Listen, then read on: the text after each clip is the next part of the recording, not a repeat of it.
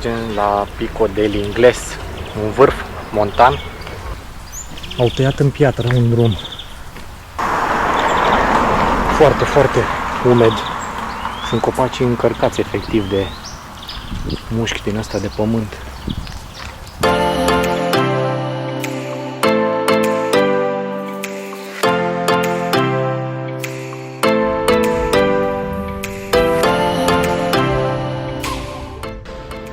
Dimineața de deasupra orașului Santa Cruz.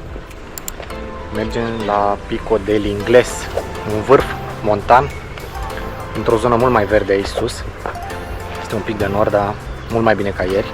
Intenționam ieri să ajungem în zona asta, dar era un nor foarte negru și mi-a fost frică de ploaie. Oricum, și acum e umed, e multă verdeață, e multă pădure, dar a plouat, e ud pe jos. Dar sunt priveliști superbe, spectaculoase aici. Iese teidele din Mirador de Jardina. Priveliștea grădinii, probabil. Înseamnă ce este aici. Începe să se vadă teide.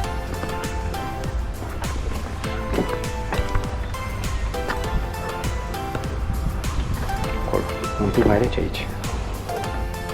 Dar multă verdeață, multă pădure în tot deșertul ăsta aici. Totul arid, totul e complet diferit față de zona de sud de Los Cristianos și Las Americas. O să urcăm mai sus, aici este doar un punct de belvedere, Mirador. Haideți să revenim de pe drum în continuare.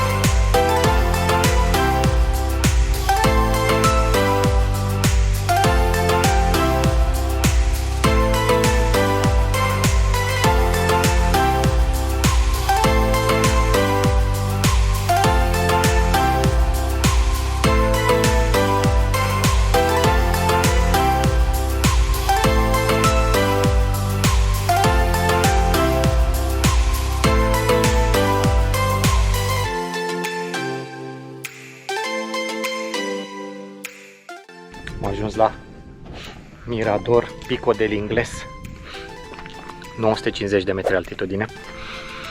E o atmosferă montană așa de rece, umedă. Se și vede pe pomi cum e de umed aici. Se vede elteide. Se vede de aproape de peste tot. Mirador Pico del Ingles.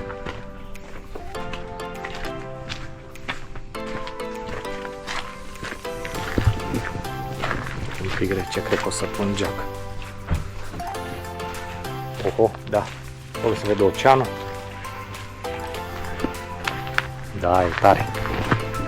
E frumos tare aici. Nu se văd norii pe voi.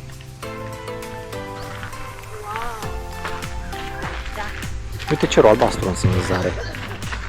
Uite și aici jos cum se văd casele. Oceanul acolo în spate. Munții. Da, e foarte frumos aici. Facem așa un 360.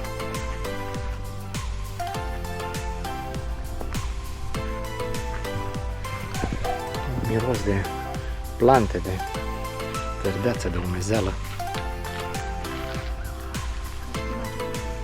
Zici că e Machu Picchu, nu? Da. De aici un fel de balconaș de vedere panoramică. O să mai stau un pic, poate se ridică norii.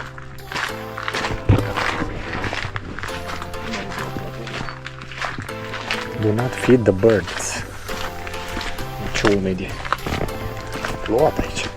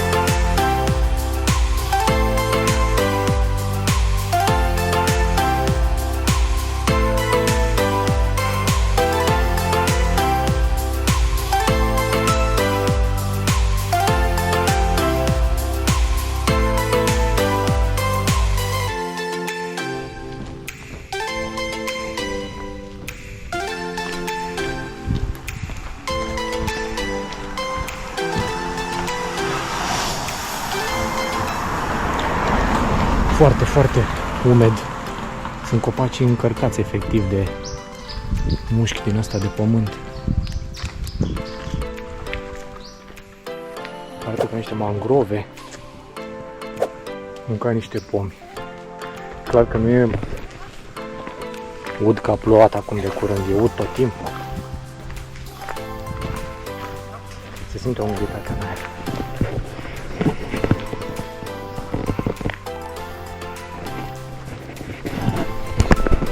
Aproape că nu-ți vine să crezi că poți să ai parte de un deșert arid vulcanic în partea de sud și la Teide și atâta umezeală și rece, mai rece în partea de nord.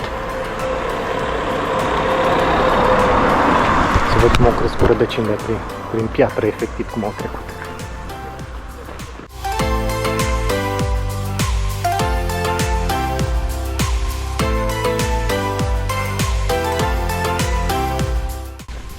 Au tăiat în piatră un drum.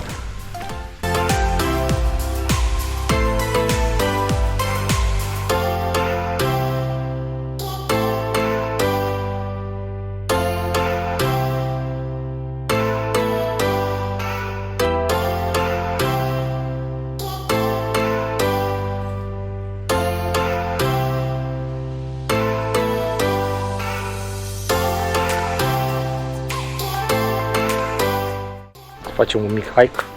Bine, e mult spus hike pentru că e asfalt pe jos. Până la Mirador Montes de Anaga. Înțeleg că ăsta e parcul natural Anaga. Cred că am înțeles bine. Mirador Montes de Anaga, da. Cam 16 minute. Arată pe Google Maps. Bine, nu e un reper Google Maps pe astfel de trasee, dar de când nimic e bun și asta.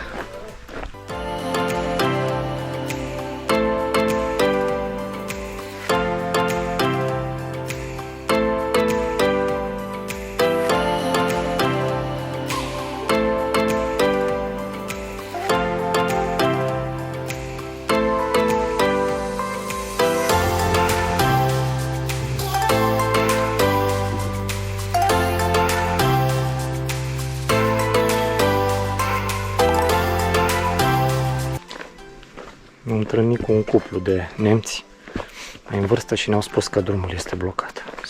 Că au încercat și ei să ajungă și nu au reușit. De asta nu mai insistăm. Se vedea că poate mai mergeam o perioadă să înaintăm, dar nu are rost.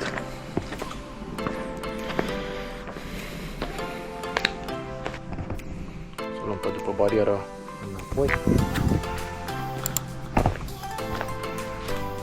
Mergem către mașină și o să mă uit pe hartă la... Era un drum care făcea la stânga când am venit încoace. Și o să încerc să o iau pe el. Că ducea la mai multe puncte din astea de mirador, de viewpoint, de panoramic view.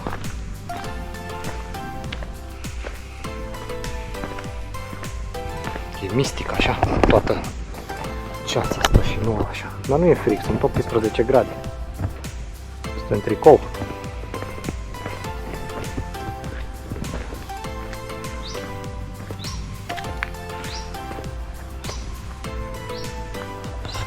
Tu, pasăre.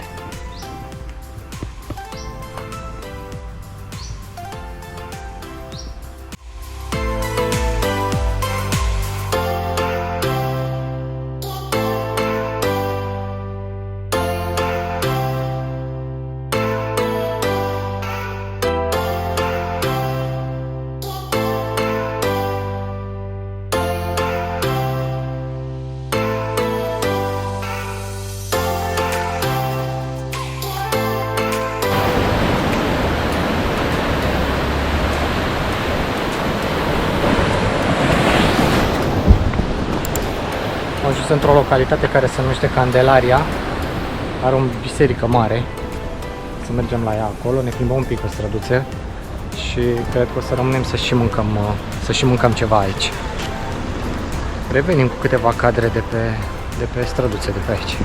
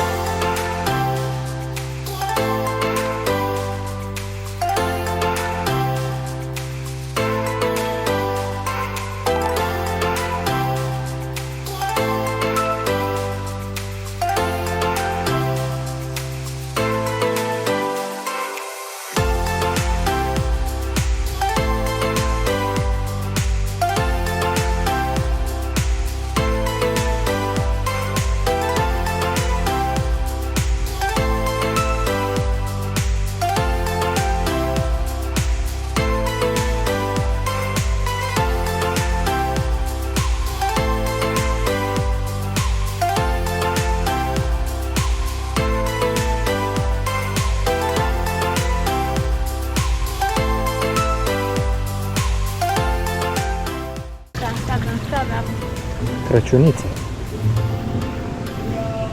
Hai să luăm mașina să mergem înapoi la Santa Cruz de Tenerife.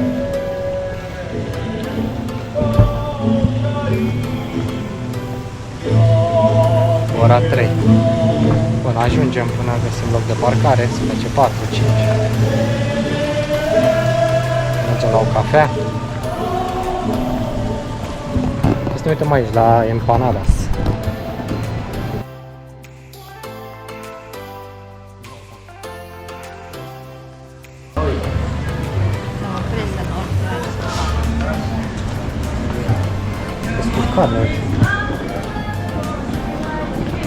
Mamon. Locul ăsta de cazare din Santa Cruz este într-o clădire de birouri. Cred că e singurul loc de cazare, efectiv singurul apartament. Bine transformat în apartamente. Este efectiv o zonă de birouri comerciale.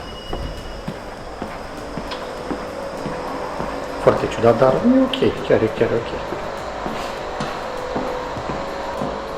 Cam atât pentru astăzi.